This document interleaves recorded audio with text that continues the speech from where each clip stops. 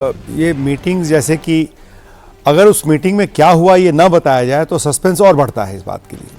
और जितने ही ज़्यादा मीटिंग्स के दौर चलते हैं इसका मतलब कि जो कुछ भी एक्शन लेना है, जो कुछ भी कार्रवाई करनी है उसको जल्दी करना है। और उस जल्दी मीटिंग का दौर ही बता रहा है कि आपके पास समय कम है और कुछ ना कुछ जल्द करना है। एक हफ्ते में सर अनगिनत बैठकें हो चुकी होंगी, हमें सब तो बताया नहीं गया। लेकिन इस बैठक की तस्वीर भी जारी की गई। तस्वीर जारी करके सिर्फ ये एक इफेक्ट के लिए जारी कर दी गई कि देखिए ये बैठक चल रही है, ये प्रमुख लोग इसमें बैठे हुए हैं और आपको मालूम नहीं कि उस बैठक में हुआ क्या। तो आपके दिमाग में एक प्रेशर बनता है कि उस मीटिंग में क्या फैसला लिया गया होगा और ये प्रेशर आपको सोने नहीं देगा। जहाँ तक दुश्मन का हाल है, अगर जब देखेगा तस्वीर ही, शायद ये तस्वीर ही ना सोने दे उसको कि अरे उस तस्वीर को देख करके तो लगता है कि पूरे टॉप लेवल के जो डिसीजन मेकर हैं बैठे हुए हैं, तो क्या फैसला लिया होगा उसके बीच में। और वो फैसला ही नहीं मालूम कि क्या लिया होगा और नहीं वो फैसला उनको बताया ऑब्जर्व करता होगा एक एक चीज़। तो उसके लिए एक तरह से ये इसको एक भाषा में हम इसको बैटल इंडिकेटर्स भी बोल सकते हैं।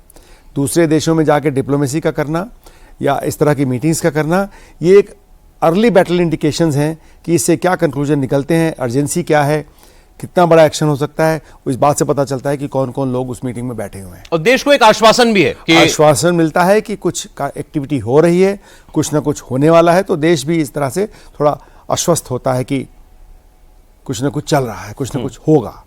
तो वो भी एक मैसेजिंग बोल सकते हैं इसको। एक तरह से मैसेजिंग है ये अपने देश के लिए भी और दुश्मन के लिए भी। दुश्मन इस समय बोलना पड़ेगा पाकिस्तान को क्लियरली, क्योंकि इस समय जो एक्शन उसने किया पहलगाम में वो दुश्मन का ही एक्शन था और कोई तो करेगा नहीं।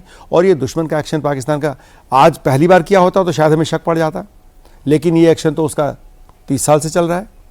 पूरी वैली की जो इंसर्जेंसी है, हमारे पास तो उनके मार्किंग वाले जो हथियार हैं वो मिले हैं, मार्किंग वाले एम्युनिशन मिले हैं। तो हमेशा से ये तो हम एक्यूज़ क्या करते रहे, हमारे पास तो पूरा चश्मदीद गवाह रहे हैं, दिखाते रहे इंटरनेशनल कम्युनिटी को कि देखो पाकिस्तान इस तरह की चीज़ें कर रहा है। तो ये पाकिस्तान के लिए उसको जो पहलगाम में हुआ है उसको पाकिस्तान से जोड़ने वाली बात नहीं है। वो तो बिल्कुल एक चश्मदीद बात है, एक क्लियर बात है कि ये बात तो और कौन कर सकता है, और कोई करेगा ही नहीं। उसने किया है और उसने किया है उस इंसान ने कराया है। उस इंसान के समय में हुआ जो मुनीर आज के जो उनके चीफ हैं, वो जब पुलवामा हुआ था तो ISI चीफ थे और अब जब पहलगाम हुआ तो ये आर्मी चीफ हैं।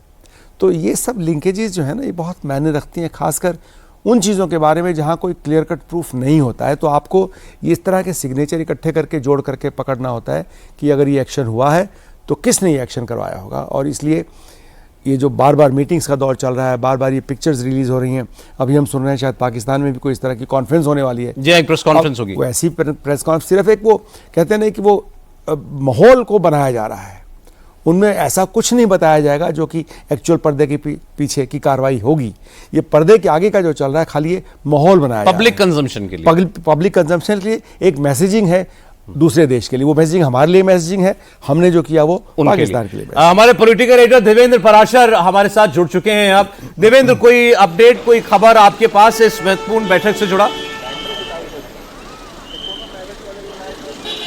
और देखिए बैठक खत्म हुई है और समझा जा सकता है कि इस तरह की बैठक जब हुई, तकरीबन 1 घंटे से ज़्यादा ये बैठक चली है, तो निश्चित तौर पे बहुत सारे महत्वपूर्ण मसलों पे जो मौजूदा हालात है उसको लेके फैसला भी हुआ होगा, चर्चा भी हुई होगी, रणनीति बनाई गई होगी। लेकिन कोई इन्फॉर्मेशन अभी तक नहीं है सोर्सेज के मार्फत भी इसमें। और क्योंकि मामला इतना संवेदनशील है तो ऐसी चीज़ों में सोर्सेज भी बिल्कुल सब एक्टिव नहीं रहते, वो ठीक भी नहीं रहता। तो फिलहाल इंतजार है कि क्या कोई इन्फॉर्मेशन अभी दिया जा रहा है। ऐसा कोई इन्फॉर्मेशन अभी नहीं है। बस ये है कि इतनी बड़ी बैठक हुई है, प्रधानमंत्री नरेंद्र मोदी, NSA अजीत डोभाल, देश के रक्षा मंत्री राजनाथ सिंह, तीनों आर्मी के तीनों चीफ, तो इन सब के साथ जब बैठक हुई है तो निश्चित तौर पे आगे की रणनीति को लेकर, जैसा कि पहले बताया गया था, उस पर विस्तार से चर्चा हुई होगी। क्या हुआ, क्या किया गया, क्या किया जाना है, इसके बारे में कोई जानकारी नहीं। जाहिर बात समझी जा सकती है। लेकिन देवेंद्र, अब पहलगाम आतंकवादी हमले को 1 हफ्ता पूरा हो चुका है। आपसे हम ये जानना चाहते हैं कि जो आप तक जानकारी पहुंची या जो देश के सामने जो घटनाक्रम हुआ, टॉप मोस्ट लेवल पर, शीर्षतम स्तर पर कितनी एंगेजमेंट्स जो है अभी तक देखी जा चुकी हैं और किन किन बड़े अधिकारियों के बीच में या नेताओं के बीच में? निश्चित तौर पे बहुत ज्यादा, मतलब बहुत सीरियस, बहुत ज्यादा जो आउटरेज आप पब्लिकली देख रहे हैं उससे बहुत ज़्यादा इंटेंसिटी नज़र आती है। अंदर जो बातचीत होती है उसमें ये समझ में आता है कि इस आतंकी हमले को बर्दाश्त करने के लिए सरकार बिल्कुल भी तैयार नहीं है। बस ये होता है कि जैसे आमतौर पर चाहे आप सोशल मीडिया देख लें या बयानों के मार्फत देख लें, तो उसमें जिस प्रकार का उत्साह दिखाया जाता है उसके पीछे कोई ठोस लॉजिक, ठोस व्यवहारिकता, ठोस रणनीति नहीं रहती। सरकार ऐसा नहीं सोचती है। सरकार का एकदम से ये मानना है कि जो कुछ भी करना है हमें अपने हितों को ध्यान में रखते हुए, अपने स्ट्रेटजी के हिसाब से और अपने रिवेंज जिसे कहा जाए कि जिन्होंने इस दुर्दांत आतंकी कृत्य को अंजाम दिया है या उसके पीछे जो हैं उनको सजा देनी है, तो उन सारी चीज़ों की रणनीति की वजह से किया जाएगा। ऐसा नहीं है कि किसी उत्साह में आगे आप कुछ ऐसा कर दें जो कल को आप पे ही भारी पड़ने लगे। और आपने देखा कि पहली चोट जो डिप्लोमेटिक लेवल पे दी गई या फिर इंडस ट्रीटी को जो रद्द करके, जो होल्ड करके जो झटका दिया गया, वो अपने आप में कितना कैलकुलेटेड मूव था।